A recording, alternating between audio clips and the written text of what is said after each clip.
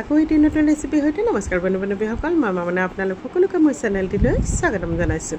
আজি আপোনালোকৰ মাজলৈ লৈ আহিছোঁ এখন মাছৰ ৰেচিপি। কেনেকৈ বনালোঁ আপোনালোকক দেখুৱাই গৈ আছোঁ। সেয়া আপোনালোকৰ বহুমূলীয়া সময় উলিয়াই ভিডিঅ'টো সম্পূৰ্ণকৈ চাব বুলি আশা কৰিলোঁ। মই থালখনত লৈছোঁ বিলাহী 2টা, নৰসিংহ পাত অলপ, আলু 1টা আৰু ৰঙালাও কোমলীয়া পাত আৰু আগ লৈছোঁ। আনফালে 2 পিচ মাছ লৈছোঁ। গেছত কেৰাহীখন গৰম হ'ব দিছিলোঁ। কেৰাহীখন গৰম হওঁতে তাতে মই এমক পানী দি দিছোঁ আৰু ইয়াতে দিম এতিয়া অলপ মিঠাতেল। আপোনালোকে যদি মন নকৰে মিঠাতেল নিদিলেও কোনো কথা নাই।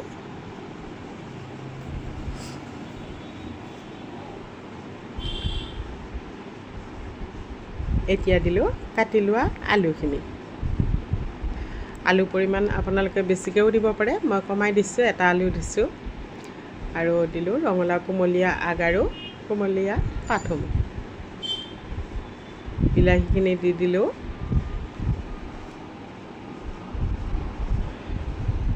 নৰসিংহ পাতখিনি দি দিছোঁ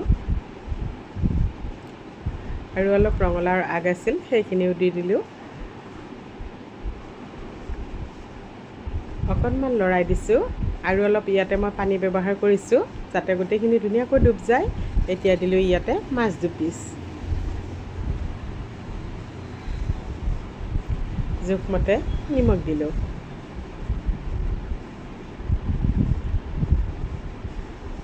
আনফালে মই খুন্দনাটোত লৈছোঁ নহৰু কেইফুটামান, আদা অলপ আৰু কেইটামান কেঁচা জলকীয়া। এইখিনি মই থেতেলিয়াই ল'ম।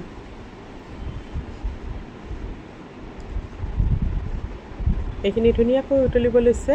এতিয়া মই থেতেলিয়াই লোৱা আদা, নহৰু আৰু কেঁচা জলকীয়াখিনি দি দিলোঁ। জুইটো বঢ়াই দিছোঁ আৰু ধুনীয়াকৈ উতলিবৰ কাৰণে ৰাখি থৈ দিছোঁ। এনেকৈ চাগে বহুতে খাইছে, যদি কোনোবাই খোৱা নাই এবাৰ বনাই খাই চাবচোন। বহুতে বইল খাব বেয়া পায়, যিসকলে বইল খাই ভাল পায় তেওঁলোকে এনেকৈ বনাই খাই চাব পাৰে। বহুত ভাল লাগে আৰু গৰমৰ দিনত খাবলৈ বেছি ভাল লাগে।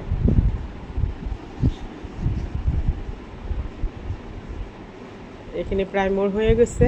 আলু পিচ মই ভাঙি দেখুৱাই দিছোঁ, ধুনীয়াকৈ সিজি গৈছে।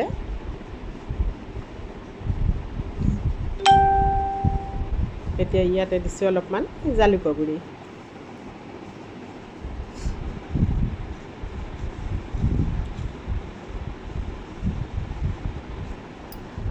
আৰু মই অকণমান মান ধনিয়া লৈছোঁ, সেইখিনি ওপৰত কাটি ছটিয়াই দিছোঁ।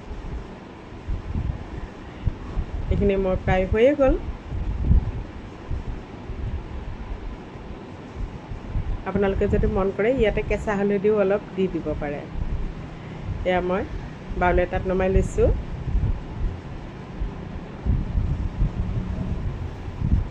এনেকৈ মই গোটেইখিনি নমাই ল'লোঁ। ভিডিঅ'টো চাই কেনেকুৱা পালে কমেণ্ট কৰি জনাবচোন। যদি ভাল লাগিছে লাইক কৰিব, ভিডিঅ'টো শ্বেয়াৰ কৰি দিব।